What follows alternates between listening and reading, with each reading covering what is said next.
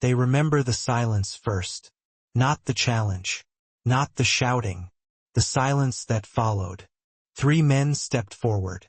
1 man remained still. Less than 12 seconds later, it was over. No one could fully explain what they had just seen. Only that something had been settled publicly, decisively, and without spectacle. The witnesses would argue for years about how it happened. But none of them argued about the outcome. This is how the story has been told. The room was not chosen for drama.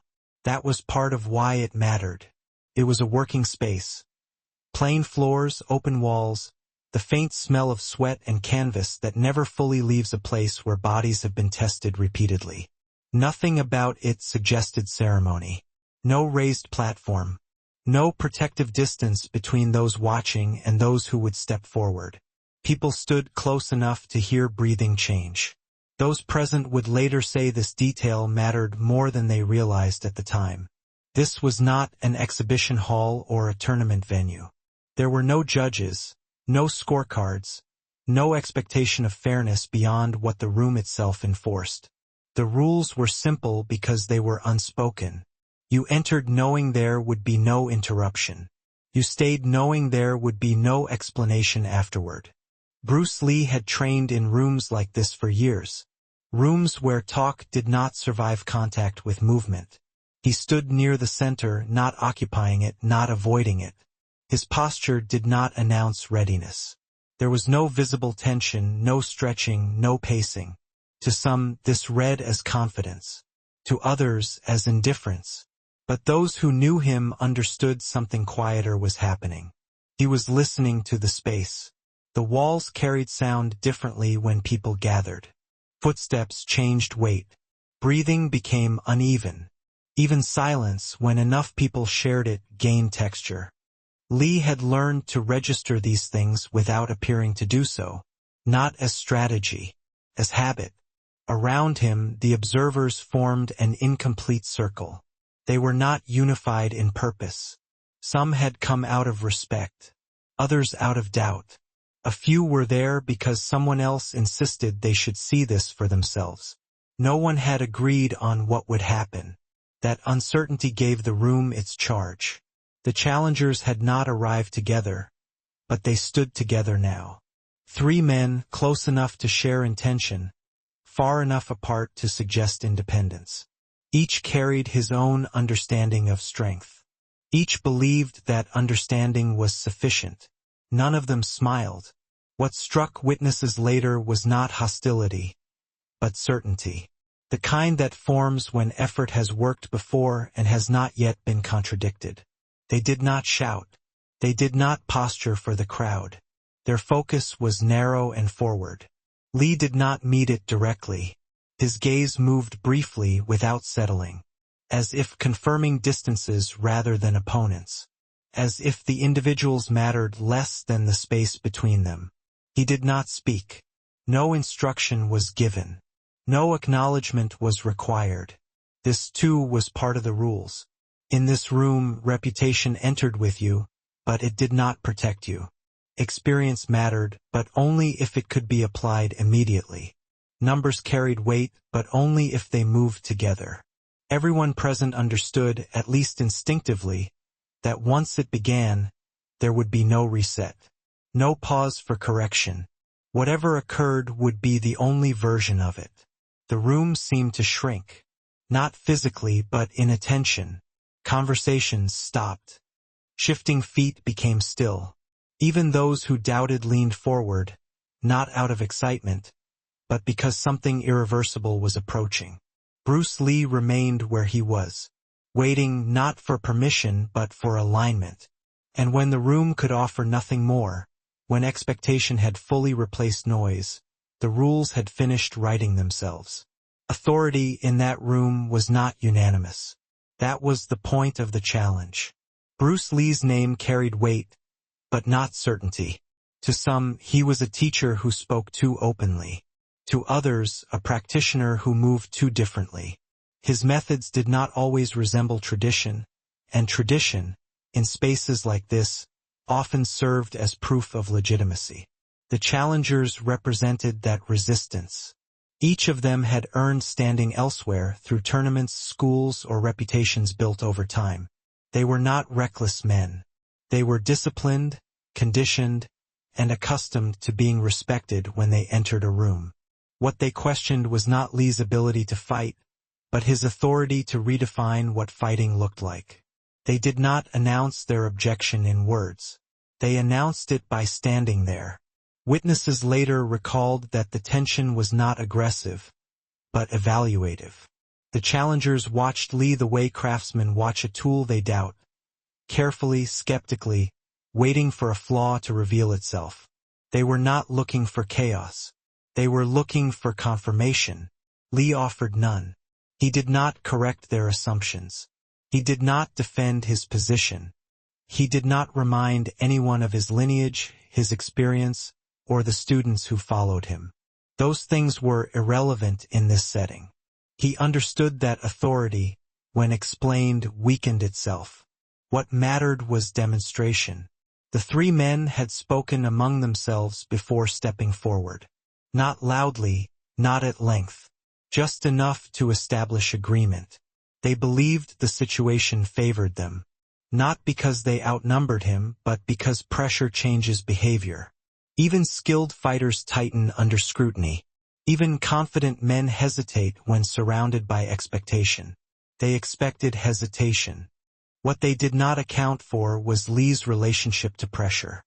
He had spent years placing himself in rooms where certainty dissolved quickly, where methods were questioned not verbally, but physically.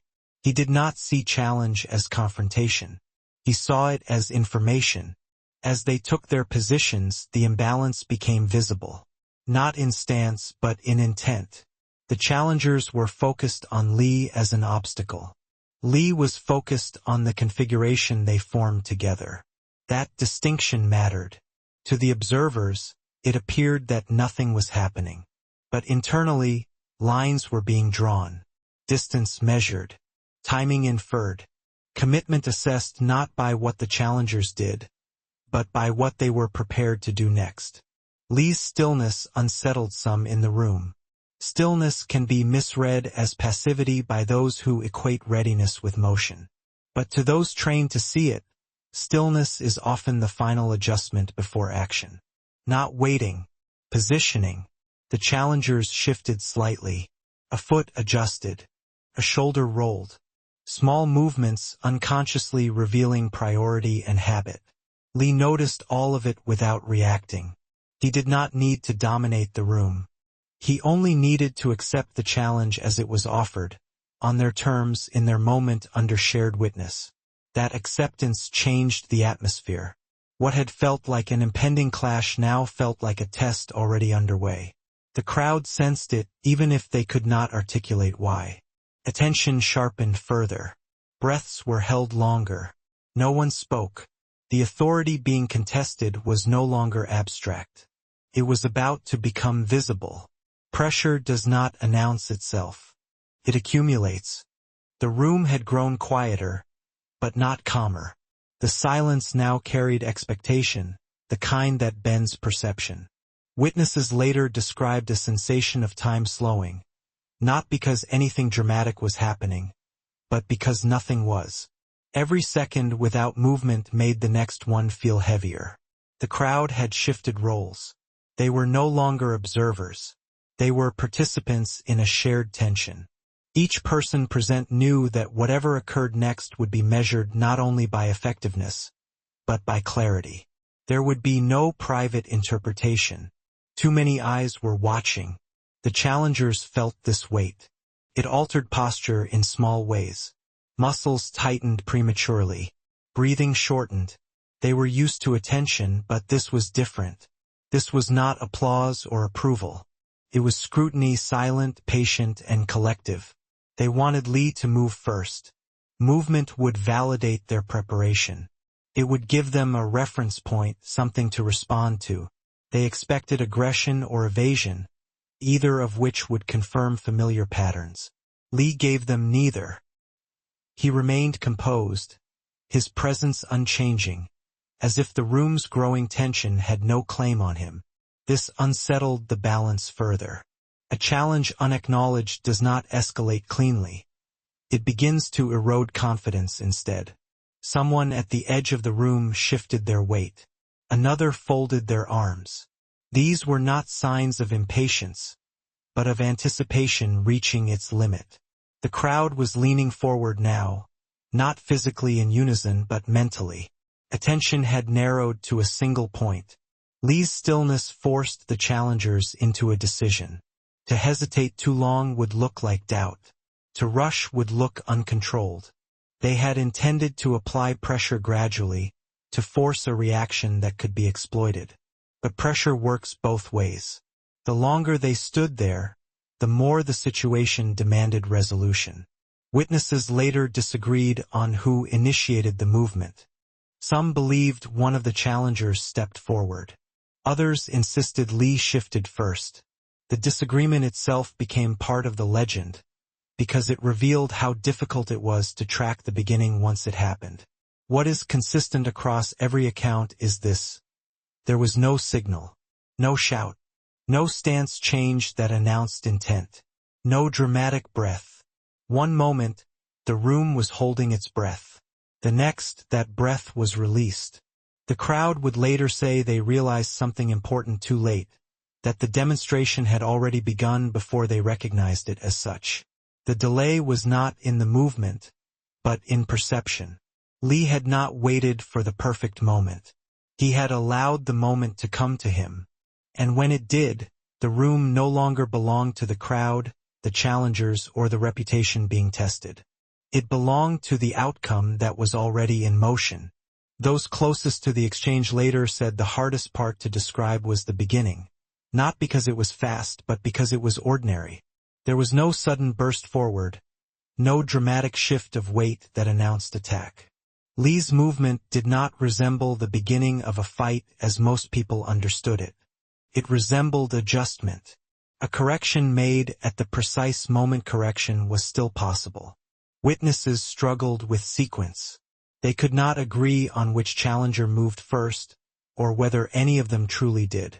What they remembered instead was displacement, how positions changed before intention had time to fully form. Lee closed distance without appearing to advance. His feet moved, but not in the way observers expected.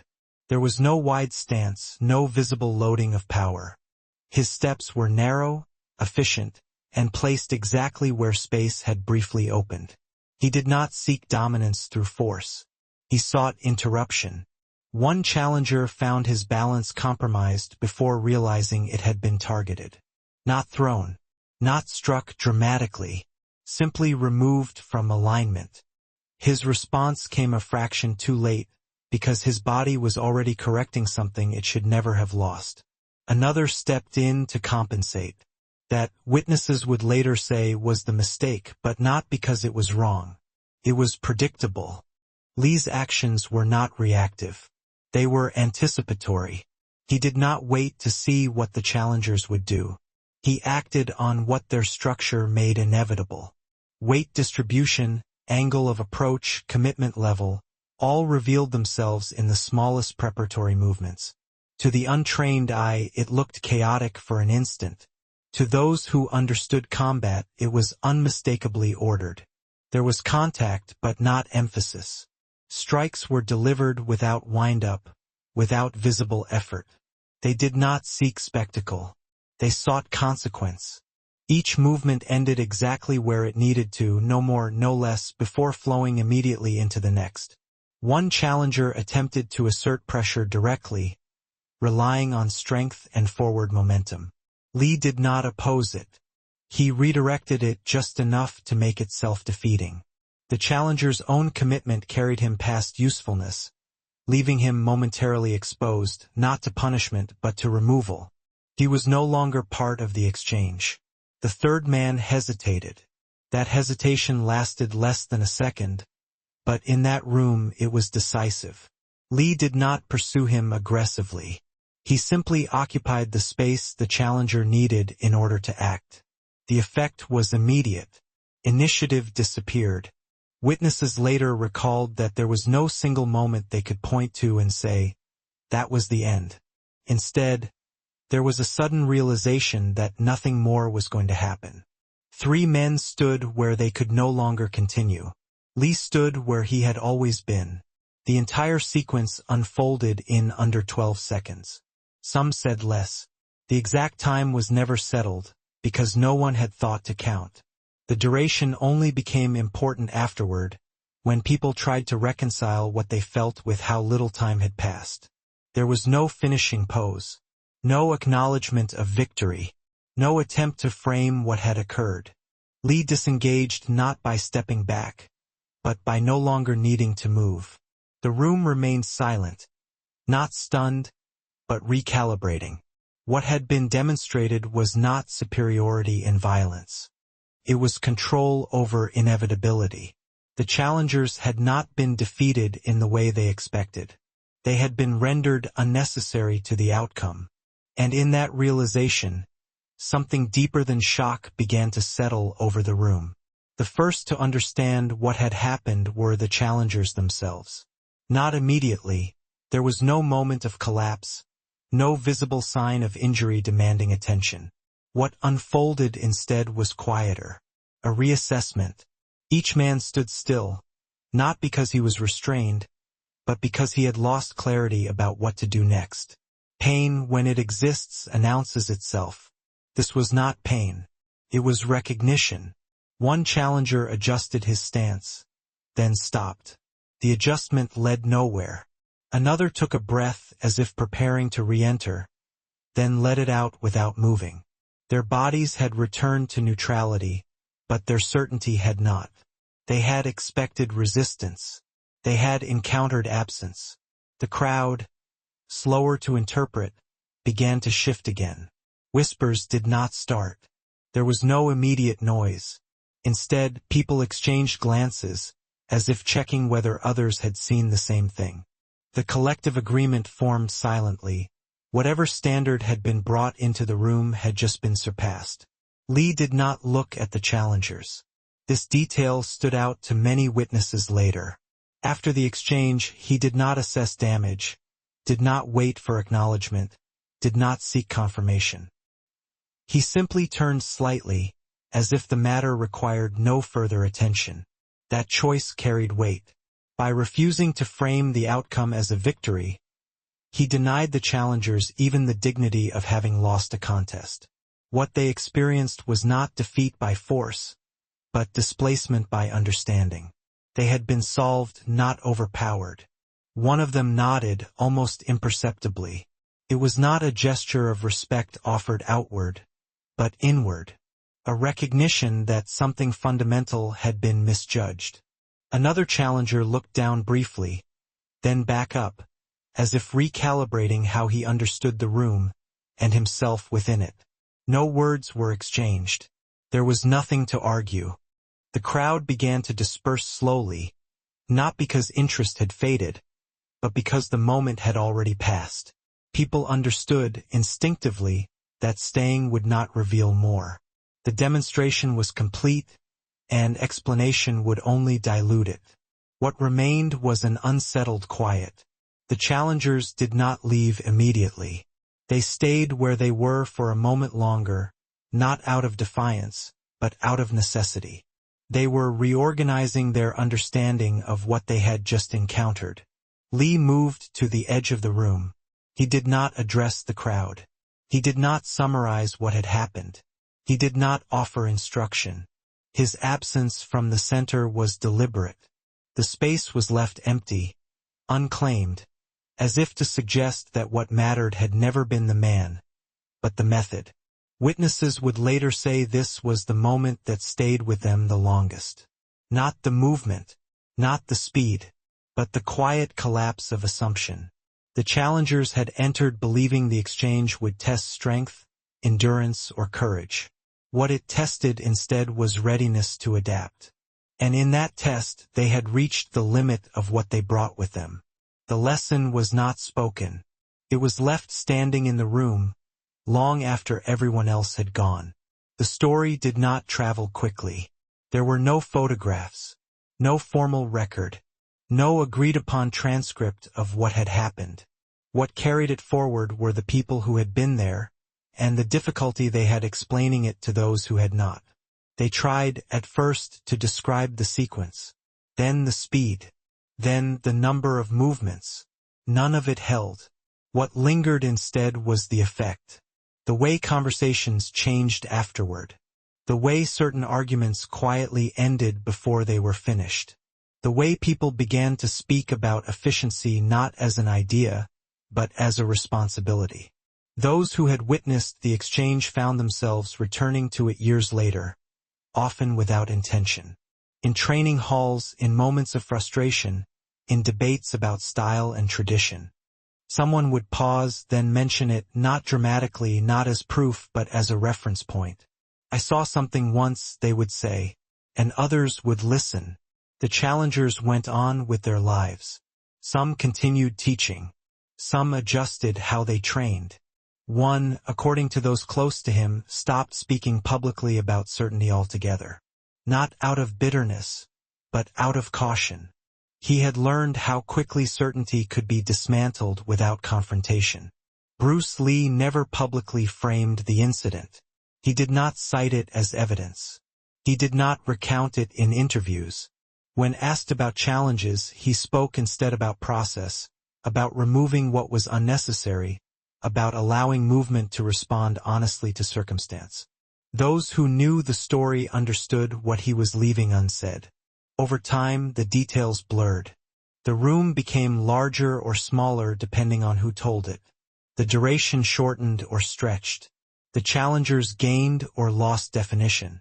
But the core remained intact, because it did not rely on embellishment. 3 men stepped forward.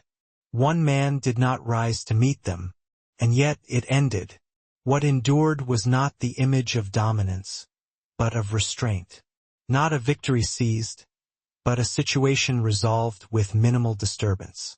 The event became a quiet standard, invoked not to intimidate but to remind. Years later, when students spoke about that moment, they did so carefully, almost reluctantly, as if too much emphasis would distort it. They understood that what made it powerful was not how extraordinary it was, but how unnecessary it had felt.